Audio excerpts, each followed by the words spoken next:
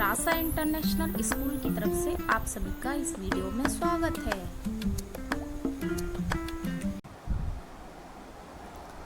प्यारे बच्चों, आज हम हिंदी व्याकरण का अध्याय 13 जिसका नाम है शब्द भंडार, उसके अंतर्गत जो आज हम पढ़ेंगे वह है समूहवाची शब्द। इससे पहले हमने शब्द भंडार के अंतर्गत विलोम शब्द, वाक्यांशों के लिए एक शब्द, पर्यायवाची शब्द पढ़े थे। आज हम उसका शेष भाग नंबर 4 समूहवाची शब्द पढ़ेंगे।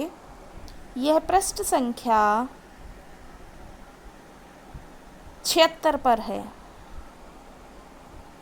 तो आइए शुरू करते हैं। समूहवाची शब्द। समूहवाची शब्द क्या होते हैं? कुछ शब्दों का प्रयोग हमारी हिंदी भाषा में समूह के रूप में किया जाता है। हम ऐसे शब्दों को समूहवाची शब्दों के रूप में जानते हैं। कुछ शब्दों का प्रयोग हमारी हिंदी भाषा में समूह के रूप में किया जाता है। हम ऐसे शब्दों को समूहवाची शब्दों के रूप में जानते हैं। देखिए, पढ़िए और समझिए। चाबी का गुच्छा, फूलों का गुलदस्ता, नोटों की गड्डी। उपयुक्त शब्द समूह से स्पष्ट होता है कि समूहवाची शब्द हर किसी समूह के साथ अलग अलग होते हैं। ऊपर जो शब्द समूह दिए गए हैं उससे यह पता चल रहा है कि समूहवाची शब्द किसी समूह के साथ, हर किसी समूह के साथ अलग अलग प्रयोग होते हैं। एक ही समूह प्रत्येक शब्द समूह के साथ प्रयोग नहीं होता है। अलग अलग समूह के लिए प्रचलित विशेष शब्द समूहवाची शब्द कहलाते हैं। समूहवाची शब्द की परिभाषा क्या है? अलग अलग समूह के लिए प्रचलित विशेष शब्द समूहवाची शब्द कहलाते हैं। आइए कुछ और समूहवाची शब्दों से परिचय करें। कुछ यहाँ पर समूहवाची शब्द दिए गए हैं, उनको पढ़कर समझते हैं। पशुओं का झुंड।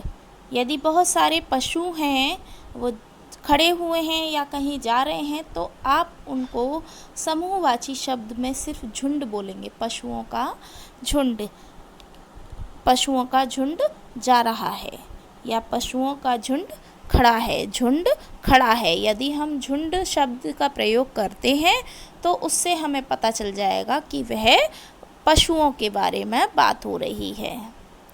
अनाज का ढेर। अनाज का ढेर, अनाज का क्या होता है? ढेर होता है। यदि बहुत सारा अनाज है कहीं पर तो वह ढेर कहलाता है। यात्रियों का समूह। यात्रियों का क्या होता है? समूह। भक्तों की मंडली। भक्तों की क्या होती है? मंडली। यदि बहुत सारे भक्त हैं तो उनको हम मंडली के नाम से भी बुला सकते हैं या जानते हैं।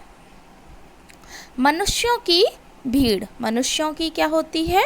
भीड़ होती है। यदि बहुत सारे मनुष्य हैं तो वह क्या कहलाएंगे? भीड़ कहलाएंगे। व्यापारियों का वर्ग। व्यापारियों का क्या होता है? वर्ग होता है। टिड्डियों का दल। टिड्डियों का दल होता है। ये बहुत सारी टिड्डियाँ होंगे तो हम उसे दल बोलेंगे। सैनिकों की टुकड़ी। सैनिकों की टुकड़ी। बहुत सारे सैनिक होते हैं, वहाँ पर हम उन्हें टुकड़ी बोलते हैं। सैनिकों की टुकड़ी। लकड़ियों का गट्ठर। लकड़ियाँ हैं बहुत सारी तो हम उसे क्या बोल सकते हैं? गट्ठर बोल सकते हैं। यदि हम गट्ठर शब्द का प्रयोग करते हैं तो इससे स्पष्ट होता है कि वह लकड़ियों के बारे में बात हो रही है। लताओं का कुंज। बहुत सारी लताएं हैं, बेल हैं, लताएं हैं, तो उसके लिए हम क्या प्रयोग करते हैं? कुंज। मोतियों की माला। बहुत सारे मोतियों की पिरोही हुई है, किसी धागे में मोती बंधे हुए हैं तो वह माला कहलाते हैं। तारों का मंडल। तारों का क्या होता है?